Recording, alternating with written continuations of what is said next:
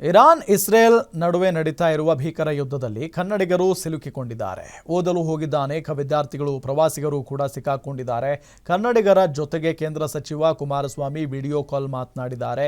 ಪ್ರಧಾನಿ ಮೋದಿ ಅವರ ಜೊತೆ ಮಾತನಾಡಿದ್ದೇವೆ, ಎಲ್ಲ ರೀತಿಯ ತುರ್ತು ಕ್ರಮ ಕೈಗೊಂಡಿರುವುದಾಗಿ ಮಾಹಿತಿಯನ್ನು ಕೂಡ ನೀಡಿದ್ದಾರೆ.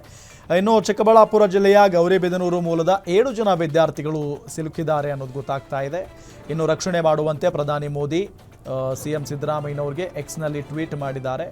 ಹಬೀಬ್ ರಾಜಾ, ಶಬೀರ್ ಅಲಿ, ಇರ್ಫಾನ್ ಹೈದರ್, ರಾಜಾ ಅಬ್ಬಾಸ್, ಹಬೀಬ್ ಹುಸೇನ್, ನಕೀರ್ ರಾಜಾ ಇರಾನ್ನಲ್ಲಿ ಸಿಲುಕಿರುವಂಥ ವಿದ್ಯಾರ್ಥಿಗಳು. ಇನ್ನು ಹಾಸನದ 6 ಹಳ್ಳಿಗಳ ಮಹಿಳೆಯರು ಹಾಗೂ ಯುವಕರು ಇಸ್ರೇಲ್ನಲ್ಲಿ ಸಿಲುಕಿದ್ದಾರೆ. 35ಕ್ಕೂ ಹೆಚ್ಚು ಜನ ಸಿಲುಕಿರುವಂಥ ಶಂಕೆ ವ್ಯಕ್ತವಾಗಿದೆ. ಕೆಲವು ಮಹಿಳೆಯರು ಹೋಮ್ ನರ್ಸ್ ಕೆಲಸಕ್ಕೆ ಅಂತ ಹೋಗಿದ್ದರು.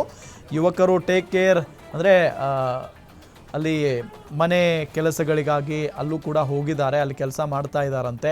ಆದರೆ ಯುದ್ಧ ನಡೆಯುತ್ತಿದ್ದ ಸಂದರ್ಭದಲ್ಲಿ, ನಡೀತಾ ಇರುವಂಥ ಸಂದರ್ಭದಲ್ಲಿ ಪ್ರಾಣ ಉಳಿಸಿಕೊಳ್ಳುವುದಕ್ಕಾಗಿ ಅಲ್ಲಿ ನಮ್ಮ ಕನ್ನಡಿಗರು ಪರದಾಡ್ತಾ ಇದ್ದಾರೆ.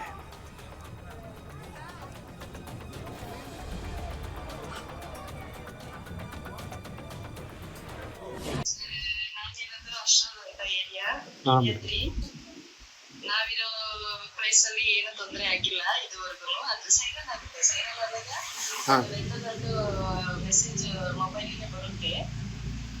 ಬಂದ ಕೂಡಲೇ ನಾವು ಬಾಂಬ್ ರೂಮಿಗೆ ಹೋಗ್ತೀವಿ, ಶೆಲ್ಟರ್ ಅಂತ ಹೇಳ್ತಾರಲ್ಲ, ಅಲ್ಲಿಗೆ ಹೋಗ್ತೀವಿ. ಅಲ್ಲಿ ಒಂದು 20 ನಿಮಿಷ, ಒಂದು ಅರ್ಧ ಗಂಟೆ ಕುತ್ಕೊಂಡು ವಾಪಸ್ ಬಂದ್ಬಿಡ್ತೀವಿ ನಮ್ಮ ರೂಮ್ಗಳಿಗೆ. ಏನು ಆತಂಕ ಆಗಂತದ್ದು ಏನು ತೊಂದರೆಗಳಾಗಿಲ್ಲ.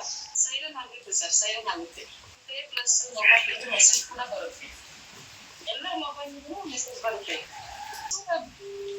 ಬಾಂಬ್ ರೂಮ್ ಒಳಗಡೆ ಇರುವಾಗ ಅದು ಏನಾದ್ರೂ ಹತ್ರದಲ್ಲಿ ನಮ್ಗೆ ಬ್ಲಾಸ್ಟ್ ಆಗೋದಾದ್ರೆ ಸೌಂಡ್ ಕೇಳುತ್ತೆ. ಫೋನಲ್ಲಿ ಆದ್ರೆ ಏನು ಕೇಳಿಸಲ್ಲ. ನಾನಿರೋದು ಕೆಲ್ಲವಿಯಿಂದ ಮೇನ್ 1 ಅವರ್ ಆಯ್ತು.